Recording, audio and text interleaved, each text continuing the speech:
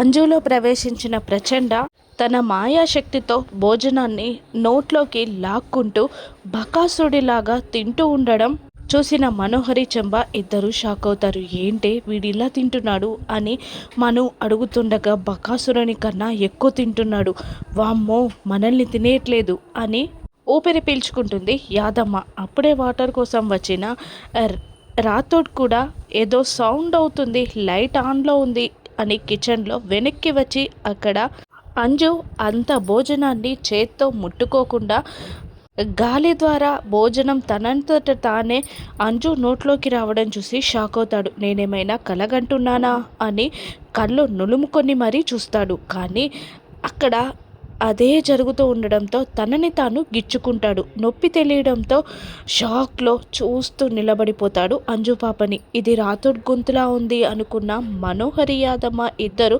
పక్కకి తప్పుకుంటారు. భోజనం తినడం అయిపోయాక అక్కడి నుండి ఆ భోజనం ప్లేట్లతో సహా అంజు అదే ప్రచండ మాయమైపోతాడు. అక్కడ ఉన్నట్టుండి ఏమీ లేకపోయేసరికి రాథోడ్ డైలమాలో పడిపోతాడు. ఏంటిదంతా నిజమా కళ అని అనుకునేలోపే వెనకాల నుండి ఐస్ క్రీమ్ తింటూ అంజు పాప ఏంటి ఏం చూస్తున్నావు రాథోడ్, ఏం చూసావు అదందరికీ చెప్తావా అని బెదిరిస్తూ ఉంటాడు ఆ ప్రచండ మారు గొంతుతో. ఆ మొగ గొంతుని చూసిన రాథోడ్ అంజు పాప అంటుండగా ఏం చూసావు, నేను ఐస్ క్రీమ్ తినడం చూసావు అంతే కదా, అదే అమ్మా నాన్న మార్నింగ్ తింటే జలుబు చేస్తుందని తిననివ్వరు కదా, నన్ను నేను కంట్రోల్ చేసుకోలేను కదా, అందుకే ఇప్పుడు తింటున్నా, నువ్వెవరికైనా చెప్తావా అని మళ్ళీ మొగ గొంతులో బెదిరిస్తాడు. దాంతో లేదు లేదు అన్నట్టు అడ్డంగా తల ఊపడంతో జాగ్రత్త అంటూ అక్కడి నుండి వెళ్ళిపోతుంది అంజు పాప ప్రచండ. ఊపిరి పీల్చుకుంటారు మనోహరి యాదమ్మ కూడా. కానీ రాథోడ్ మాత్రం ఆలోచనలో పడిపోతాడు. తెల్లవారినాక భాగ్యకి విషయమంతా చెప్పగానే ఏంటి అది నిజమా, అంజు పాప రాత్రిపూట అవన్నీ తిన్నదా, రాత్రిపూట అంజు పాప తినడం ఏంటి, నువ్వేమనుకుంటున్నావు అసలు అంటే అంజులో దయ్యం పూనిందంటావా అంటూ ఉండగా దయ్యం దూరిందనే అనిపిస్తుంది నాకు అంటూ ఉండగా లేపో ఏదో సినిమాలు చూడడం కలలు కనడం అని అంటూ ఉంటుంది బాగి. దాంతో బాగి చూస్తేనే కానీ నమ్మదనుకొని రాథోడ్ ఏదో ఆలోచనలో పడిపోతాడు. మరోవైపు బుజ్జమ్మ స్కూల్కి వెళ్ళడానికి బ్యాగ్ సర్దుతూ ఉండగా వెనకాల నుండి ఎవరో వచ్చినట్టు అనిపిస్తూ ఉంటుంది. వెనక్కి తిరిగి చూస్తే ఎవరు కనబడరు. దాంతో మళ్ళీ బ్యాగ్ సర్దుకుంటూ మళ్ళీ వచ్చినట్టు అనిపించడంతో మళ్ళీ వెనక్కి తిరిగి చూస్తుంది బుజ్జమ్మ. అప్పుడే అంజు బా అని బెదిరిస్తుంది.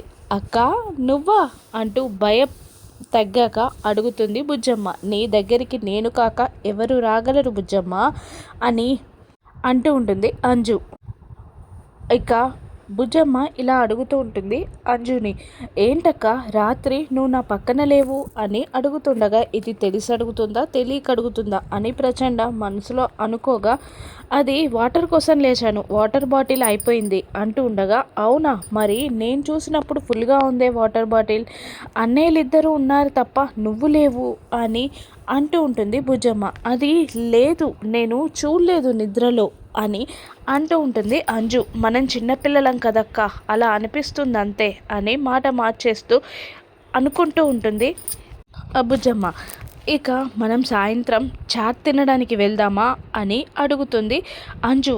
చాట్ తినడానికా, మనిద్దరమా, ఎవరికి చెప్పకుండానా అని బుజ్జమ్మ అడుగుతుండగా అవును అంటుండగా మనం చిన్నవాళ్ళం కదక్కా అని అంటూ ఉంటుంది బుజ్జమ్మ.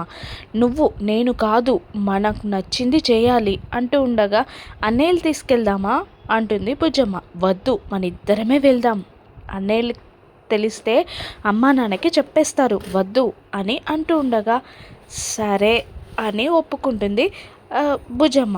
అవునక్క నిన్న ఫుట్బాల్ గాలిలోకి తన్నావంట, అది పైకే వెళ్ళిపోయిందంట, అంత శక్తి ఎక్కడదక్క నీకు అని అంటూ ఉండగా వాళ్ళు ఎక్కువ చేసి చెప్తున్నారులే కానీ మనం చాట్ తినడానికి బయటికి వెళ్దాం, ఎవరికి చెప్పొద్దు, అన్నయ్యలకి అమ్మ నాన్నకి కూడా చెప్పొద్దు సరేనా అంటూ అంజులో ఉన్న ప్రచండ అక్కడి నుండి వెళ్ళిపోతాడు. ఇక బ్యాగ్ సర్దుకుంటూ ఏదో ఆలోచనలో పడిపోతూ నా మనసుకెందుకు ఏదో ఆపద కలుగుతుందనిపిస్తుంది అని బుజ్జమ్మ మనసులో అనుకుంటూ ఉంటుంది. మళ్ళీ వెళ్తూ వస్తూ బెదిరిస్తూ ఉంటాడు ప్రచండ బుజ్జమ్మని. నీలో ఉన్న అరుంధతి నీకు అపాయం రాబోతుందని చెప్తుంది, కానీ నీకు క్షీణించిన శక్తుల వల్ల నన్ను గుర్తించలేకపోతున్నావు. ఈరోజు నిన్ను బయటికి తీసుకెళ్ళి ఆ శక్తులన్నీ నా వశం చేసుకుంటాను అని అనుకుంటూ ఉంటుంది ప్రచండ. ఇక మరోవైపు ఆఫీస్కి వెళ్ళడానికి రెడీ అవుతూ ఉంటాడు మిర్రర్ ముందు నిలబడి అమర్. అప్పుడు బాకీ వెనకాల నుండి వచ్చి సార్ సార్ అని పిలుస్తున్న పలకడు అమర్. ఏంటి సార్ వినిపించట్లేదా? ఇంతలా పిలుస్తున్నాను పలకట్లేదు అంటూ ఉండగా పోయింది అంటాడు అమర్. ఏంటి అని బాగి అడుగుతుండగా అది షర్ట్ బటన్ పోయింది అని అంటాడు అమర్. దాంతో అవునా అని కాస్త కన్ఫ్యూజ్ అయి నేను ఐరన్ చేసేటప్పుడు ఉంది కదా, సరే వేరే షర్ట్ ఇస్తాను వేసుకోండి అని అంటూ ఉంటుంది బాగి. లేదు, ఈరోజు నేను ఆఫీస్కి ఇదే షర్ట్ వేసుకుని వెళ్ళాలని ఫిక్స్ అయ్యాను అని అంటుంటాడు అమర్. దాంతో కన్ఫ్యూజ్డ్గా చూస్తూ సరే ఆ షర్ట్ ఇప్పివ్వండి నేను బటన్ కుట్టిస్తాను అంటుంది బాగి. లేదు ఇలాగే కుట్టాలి అని అమర్ మొండికేసినట్టు బాగి కళ్ళలోకి చిలిపిగా చూస్తూ ఉంటాడు. ఏంటినా ఇలా మాట్లాడుతున్నాడు? గుడికి వెళ్ళొచ్చినప్పటి నుంచి కాస్త డిఫరెంట్గా మాట్లాడుతున్నాడు. గతం మర్చిపోకముందు నాతో ఇలా ఉండేవారు, ఇప్పుడు ఇలా గతం గుర్తొచ్చిందా? నాకు చెప్పకుండా నన్ను ఆట పట్టిస్తున్నారా? వామ్మో, నేను గతం గుర్తొచ్చిందా అని అడిగితే ఏంటి మర్చిపోయిందేంటి అని అడుగుతాడు. ఇప్పుడు నేనేం చేయాలి అని బాగి ఆలోచిస్తుండగా ఆలోచిస్తున్న బాగిని చూస్తూ అమర్ మనసులో చిట్టి బుర్రకి పదును పెడుతున్నావా బాగి అని మనసులో నవ్వుకుంటూ ఉంటాడు. ఏమైంది అని అడుగుతాడు అమర్ పైకి గంభీరంగా. ఏం లేదు అని బాగి నసుకుతూ ఉండగా కుడతావా లేదంటే ఇలాగే వెళ్ళిపోనా అని అమర్ కాస్త కసిరేసరికి లేదు లేదు సార్ కుడతాను అంటూ కుడుతూ ఉంటుంది. బాగి షర్ట్కి బటన్ది కళ్ళలోకి ప్రేమగా కొంటెగా చూస్తూ ఉంటాడు అమర్. బాగి కూడా తడబడుతూ ఈయన చూపులు ఏదో తేడాగా ఉన్నాయి అని అనుకుంటూ ఉంటుంది బాగి. ఇక అమ్మా అంటాడు అమర్. అయ్యో సార్ సారీ సారీ సార్ గుచ్చుకుందా అని కంగారుగా అడుగుతూ ఉంటుంది బాగి. లేదు అనేస్తాడు అమర్. మరేంటి సార్ అని అంటూ మళ్ళీ కుట్టడం స్టార్ట్ చేస్తుంది బాగి. వాళ్ళ చూపులు అలా కలిసిపోతాయి. అమర్కి గతం గుర్తొచ్చిందన్న నిజం బాగి ఎలా తెలుసుకుంటుందో రాను ఎపిసోడ్స్లో చూద్దాం. Thank you for watching.